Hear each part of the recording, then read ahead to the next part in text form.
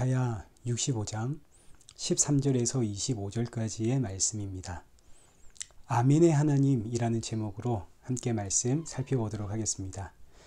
먼저 지난주에는 이사야 65장을 통해서 이 세상이 얼마나 악한지에 대해서 우리가 살펴보았습니다.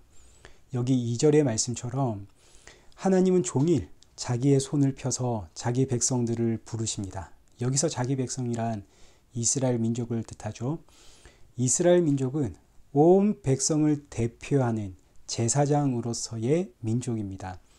하나님께서 아브라함을 부르실 때 아브라함과 그 후손만 특별하게 부르신 것이 아니라 온 세상의 구원을 위해서 아브라함과 그의 후손을 먼저 부르셨습니다. 창세기 12장 3절 말씀 보십시오. 너를 축복하는 자에게는 내가 복을 내리고 너를 저주하는 자에게는 내가 저주하리니 땅의 모든 족속이 너로 말미암아 복을 얻을 것이라 하신지라. 하나님께서 아브라함을 부르실 때 그 목적은 아브라함만 복을 주겠다가 아니라 땅의 모든 족속이 너로 말미암아 복을 받을 것이다 하고 부르셨습니다. 그러니까 아브라함은 이 땅의 제사장으로 부름을 받아 아브라함이 가는 곳마다 모든 족속이 아브라함을 보면서 아브라함의 하나님을 통해 그 하나님께로 돌아오는 이 복을 위해서 하나님이 아브라함을 먼저 부르셨고 이를 위해서 이스라엘 민족을 먼저 부르셨다, 이런 뜻입니다. 갈라디아서 3장 8절도 보십시오. 또 하나님이 이방을 믿음으로 말미암아 의로 정하실 것을 성경이 미리 알고 먼저 아브라함에게 복음을 전하되 모든 이방인이 너로 말미암아 복을 받으리라 하였느니라. 모든 이방인이 아브라함처럼 구원을 받는다는 그 하나의 모형으로서 아브라함과 그의 후손을 먼저 불렀다, 이런 이야기입니다. 아브라함도 원래는 이방인이죠. 하나님을 모르던 우상 숭배자입니다. 그런데 하나님께서 아브라함을 부르신 것은 이유도 없고 조건도 없는 하나님의 무조건적인 은혜입니다. 이게 바로 복음이죠. 이제 모든 민족은 아브라함처럼 부름을 받을 겁니다. 그러니까 아브라함의 후손, 이 이스라엘이라고 하는 민족은 온 세상 모든 민족들의 그 영혼 구원을 위해서 제사장 나라로서 먼저 부름을 받은 나라입니다. 근데 이 제사장 역할을 해야 하는 이 이스라엘 민족들이 이 제사장 역할을 하지 않고 얼마나 악을 행하는지, 이스라엘 민족조차 하나님의 말씀대로 살지 못하는데 하나님을 알지 못하는 세상은 그럼 말할 것도 없겠죠. 그러니까 지금 이스라엘 민족의 악함은 온 세상 나라의 모습을 뜻하는 것이 됩니다. 하나님께서 끊임없이 선지자들을 보내서 이스라엘 민족에게 돌아오라 돌아오라 그 손을 활짝 펴고 하나님께서 부르심에도 불구하고 이스라엘 민족은 이제 본문 3절에 기록되어 있는 것처럼 동산에서 제사하고 벽돌 위에 분향하고 우상 숭배를 이야기하는 거죠. 항상 하나님의 분노를 일으키는 백성들. 여기 4절도 보십시오. 무덤 사이에 앉아 은밀한 초소에서 점을 치고 가증한 음식을 먹고. 자, 그리고 11절입니다. 이들은 나를 버리고 나의 성산을 잊고 갓과 무니, 이제 행운과 운명의 신을 이야기하는 겁니다. 하나님을 마치 내 운명, 내 환경을 역전시키고 나에게 행운을 가져다 주는 그런 우상처럼 하나님을 섬기더라. 12절.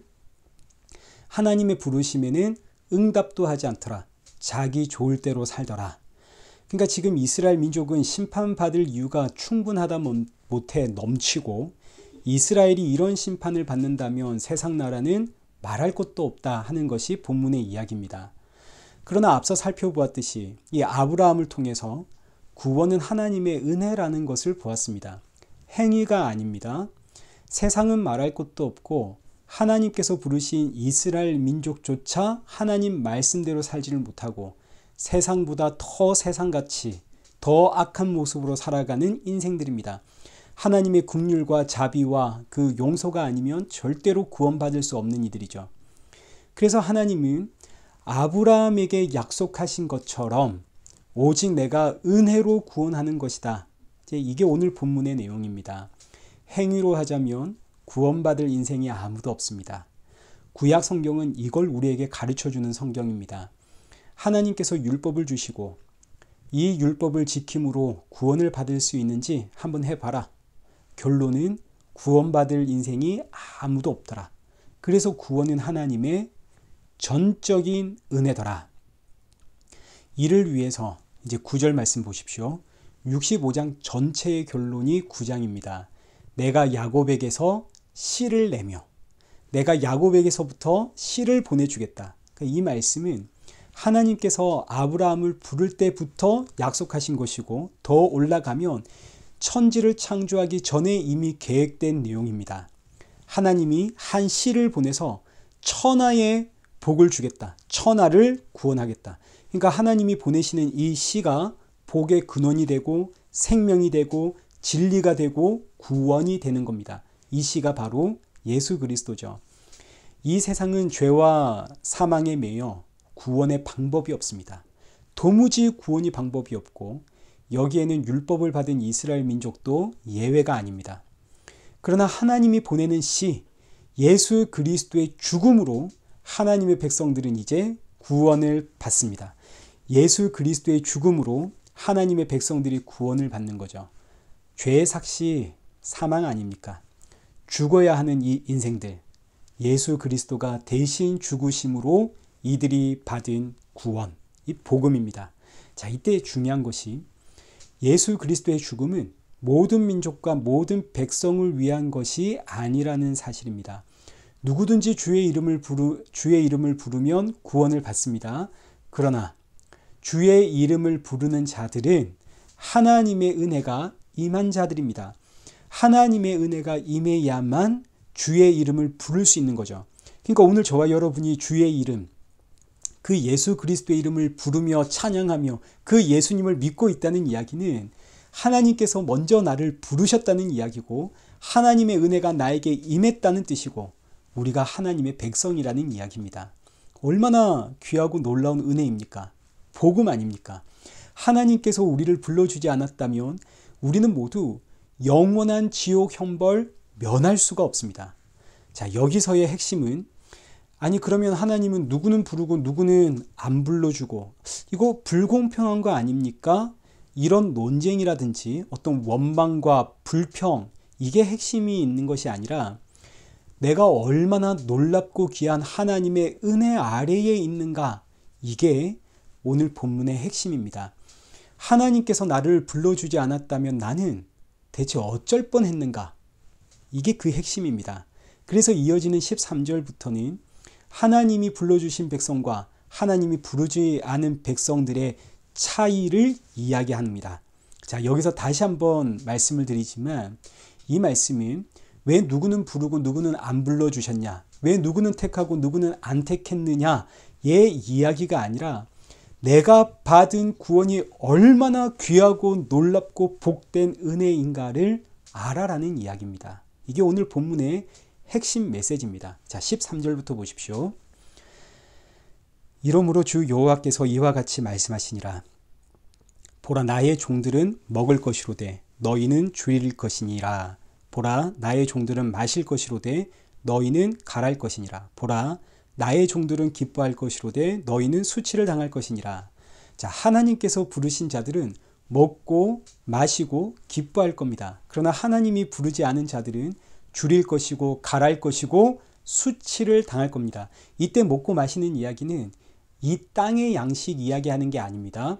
예수 그리스도의 살과 피를 이야기하는 겁니다. 예수님이 하늘에서 내려온 산떡이요 생명의 음료 아닙니까? 하나님께서 부르신 자들은 예수 그리스도의 그 살과 피를 먹고 마시며 기뻐한다는 이야기입니다. 그 십자가의 은혜가 얼마나 감동이고 감격인지 예수님만으로 기쁨이 있습니다. 이게 오늘 저와 여러분의 신앙 고백 아닙니까? 예수님을 믿는 성도는 예수님만으로 기쁘고 예수님의 그 양식을 먹는 것이 너무너무 감사하죠. 이게 생명이고 구원이라는 사실을 압니다. 그러나 반대로 예수님의 양식을 먹지 못하는 자들이 있습니다. 그들은 영원한 수치를 당하게 됩니다. 영원한 지옥 형벌이죠. 자, 이어지는 14절도 마찬가지의 대비입니다. 보라, 나의 종들은 마음이 즐거움으로 노래할 것이로되 너희는 마음이 슬픔으로 울며 심령이 상함으로 통곡할 것이며 주의 종들은 예수 그리스도의 그 십자가를 볼 때마다 물론 세상의 일들이 힘들고 어렵고 지칩니다. 수많은 근심과 걱정과 염려거리가 분명히 있습니다. 그러나 그럼에도 불구하고 나를 살리려 십자가에 죽으신 그 예수님을 볼 때는 마음이 즐겁고 기쁨과 찬양이 나옵니다. 우리 다 경험하고 있는 이야기 아닙니까? 그러나 그렇지 못한 인생들은 세상 문제로 인해서 마음이 상하고 슬프고 그리고 통곡합니다. 자, 15절 말씀 보십시오. 또 너희가 남겨놓은 이름은 내가 택한 자의 저주거리가 될 것이라. 주 여호와 내가 너를 죽이고 내 종들은 다른 이름으로 부르리라. 하나님이 부르지 않은 백성들은 저주거리가 됩니다. 영원한 형벌을 받는다 이거죠. 그러나 반면 하나님이 부르신 인생은 다른 이름을 받게 되는데 그 이름이 뭔가요? 성도라는 이름이고 하나님의 백성이라는 이름이고 하나님의 자녀라는 이름입니다. 지금 이 차이는 오늘 저와 여러분이 예수님을 믿는다는 사실이 얼마나 놀라운 은혜인가를 알아라고 주는 말씀입니다. 왜 누구는 부르고 누구는 부르지 않았는가의 이야기가 아닙니다. 우리가 받은 이 복음이 얼마나 복된 것인지를 알아라는 이야기입니다. 이렇게 예수님을 믿게 된 성도는, 그 예수님의 생명의 양식을 먹게 된 성도는 16절입니다. 이러므로 땅에서 자기를 위하여 복을 구하는 자는 진리의 하나님을 향하여 복을 구할 것이요 땅에서 맹세하는 자는 진리의 하나님으로 맹세하리니 이는 이전 환난이 잊어졌고 내 눈앞에 숨겨졌습니다. 예수님을 믿는 성도는 더 이상 땅에서 복을 찾지 않습니다. 진리의 하나님이 복이라는 사실을 알기 때문입니다. 마찬가지 이제 더 이상 성도는 땅에서 맹세하지 않습니다. 왜냐하면 진리의 하나님이 이미 전부 다 알고 계시기 때문입니다. 맹세할 이유가 없는 거죠.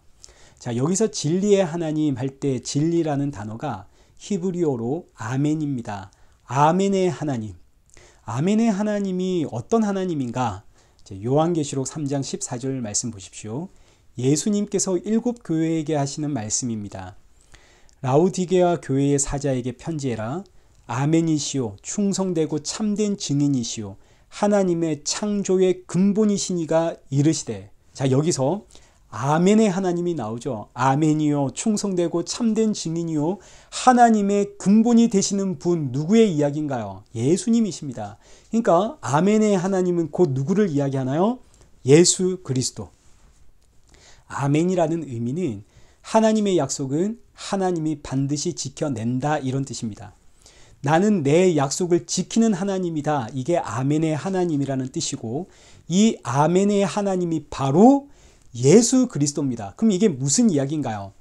하나님께서 자기의 약속을 지키기 위해 아브라함에게 약속하신 것처럼 그렇게 아브라함을 불러내시듯 그렇게 자기 백성들을 구원하기 위해 하나님이 친히 이 땅에 오셨다. 이게 아멘의 하나님입니다. 나는 아멘의 하나님이다. 그 아멘의 하나님의 실체가 예수 그리스도. 그래서 고린도후서 1장 20절에 하나님의 약속은 얼마든지 그리스도 안에서 예가 되니 그런즉 그로 말미암아 우리가 아멘하여 하나님께 영광을 돌리게 되느니라. 하나님의 모든 약속은 이 창세 전부터 약속하셨던 그 모든 약속은 예수 그리스도 안에서 예가 되고 우리는 그 예가 되시는 예수님께 아멘. 하나님의 약속은 하나님이 이루십니다. 아멘 하여 하나님께 영광을 돌린다는 이야기입니다. 이것이 오늘 본문 16절에 기록된 이제 주의 백성은 더 이상 땅에서 복을 찾지 않습니다. 왜냐하면 예수 그리스도 그 아멘의 하나님이 나의 복이라는 사실을 알기 때문입니다. 이제 더 이상 성도는 땅에서 맹세하지 않습니다. 왜요? 예수님이 나와 함께 하십니다. 예수님이 다 보고 있습니다. 그러니 이 예수님을 내가 믿게 된 것이 얼마나 감사한지. 그리고 이제 이어지는 내용은 이 예수 그리스도를 믿는 성도들이 가는 나라 새하늘과 새 땅에 대한 이야기입니다. 17절입니다. 보라 내가 새하늘과 새 땅을 창조하리니 이전 것은 기억되거나 마음에 생각나지 아니할 것이라. 하나님께서 새하늘과 새 땅을 창조하시죠. 우리가 이 땅에서 하나님의 나라를 만들어가고 완성해 나가는 게 아닙니다. 하나님께서 새하늘과 새 땅을 다시 창조하시는 겁니다. 마치 태초에 천지를 창조하시듯 하나님께서 새하늘과 새 땅을 창조하시는 거죠. 저는 예전에 기독교 세계관을 공부할 때 제 전공이 기독교 세계관입니다. 그런데 이때는 제가 하나님의 나라가 이 땅에서 완성되는 건 줄 알았습니다. 이 세상을 개혁하고 이 세상을 변화시켜서 하나님의 나라로 만들어 가야 하는 줄 알았습니다. 예수님 다시 오실 때까지 세상의 문화와 싸우고 정치와 경제와 사회 그 모든 분야에 걸쳐 하나님의 나라를 이루기 위해 성도가 싸워야 되는 줄 알았습니다. 그런데 제가 신학을 공부하고 보니까 이 세상은 불에 타 사라지는 세상입니다. 베드로후서 3장 7절 말씀 보십시오. 이제 하늘과 땅은 그 동일한 말씀으로 불사르기 위하여 보호하신 바 되어 경건하지 아니한 사람들의 심판과 멸망의 날까지 보존하여 두신 것이니라. 그러니까 이 세상은 심판의 날 불태우기 위해서 보존되는 세상입니다. 그러니까 하나님이 심판의 날 이 땅에 예수님을 믿지 않는 인생들과 이 땅을 불태우고 그 불이 영원히 꺼지지 않으면 여기가 지옥이 되는 거 아닙니까? 지옥 하나님이 따로 만드실 이유가 없죠. 이 세상이 지옥이 되는 겁니다. 그러면 성도는 어떻게 되나요? 여기 12절과 13절. 하나님의 나라가 임하기를 바라보고 간절히 사모하라. 그날에 하늘이 불에 타서 풀어지고 물질이 뜨거운 불에 녹아지려니와 우리는 그의 약속대로 의가 있는 곳인 새하늘과 새 땅을 바라보도다. 새하늘과 새 땅으로 간다는 이야기입니다. 새하늘과 새 땅에는 하나님의 의가 있는데 이 하나님의 의가 바로 예수 그리스도. 그래서 천국은 예수님의 나라요. 예수님으로 인해서 들어가고 예수님이 주인이 되시고 예수님이 다스리시는 나라입니다. 이 약속의 말씀이 오늘 이사야 65장 17절 보라 내가 새하늘과 새 땅을 창조하리니 하나님이 창조하시는 나라입니다. 18절 너희는 내가 창조하는 것으로 말미암아 영원히 기뻐하며 즐거워할지라. 그러니까 성도는 새하늘과 새 땅에서 영원히 우리 주 예수 그리스도와 함께 즐거워하며 기뻐하며 삽니다. 자, 이제 19절부터 23절까지의 말씀은 새하늘과 새 땅이 이 땅과 어떤 차이가 있는지를 비교 대조하는 내용인데 간단히 요약하면 이렇습니다. 이 세상은 결국 죽습니다. 죽음으로 끝이 납니다. 그러나 새하늘과 새 땅에서는 죽는 일이 없습니다.